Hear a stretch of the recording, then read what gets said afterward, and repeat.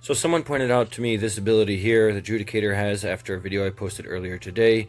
It's a percentage max HP total damage cap in a single instance, like Gorgon or Woke Black Dragon, some other units. I found that surprising because I have one-shot Judys before.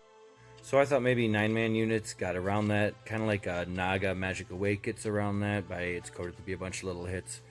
So maybe Cavalier's Stun or Black Knight's ult counts as 9 hits. So if the cap is over 10 or like 11 some percent, 9 different quote-unquote single instances of damage could one-shot him. So I tested that. Here you can see my Gorgon and my Ogre, both 4-man units. The Ogre has more defense, more hit points, more damage reduction, tenacity, which doesn't really matter. Basically less squishy in every regard. With maxed out emblems and support and everything, both my Cavs and my Black Knight are capable of one-shotting the Ogre. The kill order graphic kind of gets in the way, so I'll zoom in here. But they're both capable of one-shotting the Ogre.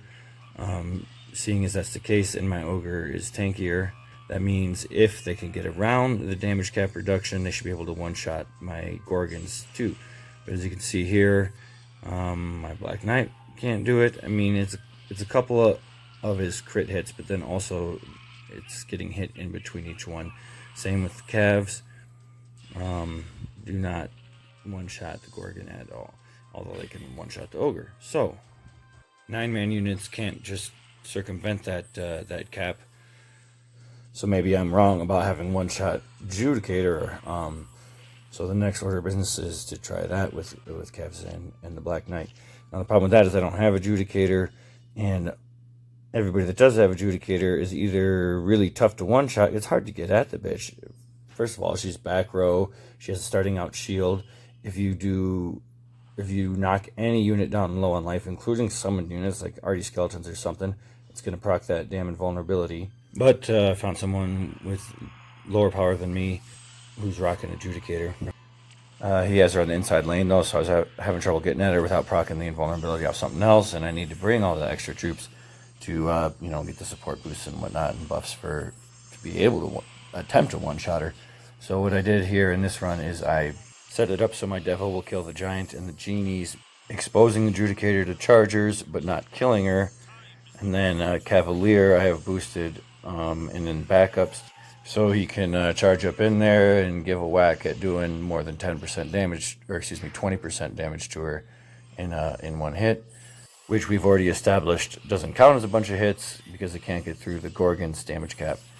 It takes a little bit because I need 3 units to die. So there goes the Devil. Judy is still full life. She has Proctor invulnerability, obviously, but she's got full life. No one's hitting her, obviously. And honestly, I kind of like Judy's already OP and annoying as fuck to me, and I don't have her, but everyone does. So if she is actually bugged, like I'm trying to show here, and they're gonna fix her quick while ignoring my fucking Black Knight targeting because no one gives a fuck about Black Knight and my $500 fucking weapon that broke him.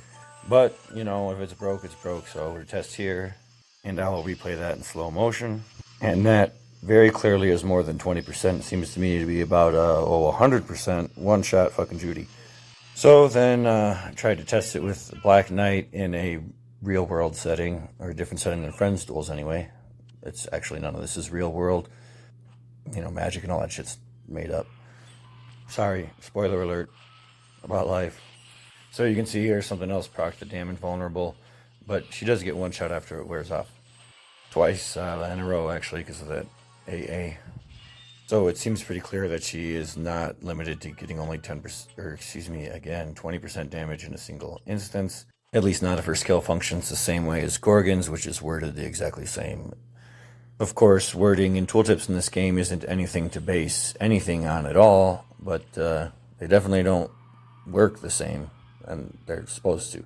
So I decided might as well test while I'm doing this, because the whole point originally is one of my tactics for trying to deal with the annoying is to knock her down from over 25% health to dead and skip her proccing the invulnerability.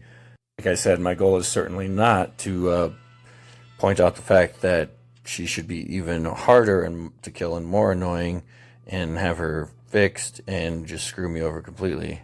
As you can see here, I'm having trouble just not proccing that invulnerability. So I decided to give it a shot, I think, with just the Black Knight, nothing else, which I don't know if I could do enough damage to one-shot her then, because he gets a lot of buffs from other units, obviously. Just having Necropolis on the field is 10% unit damage for each one.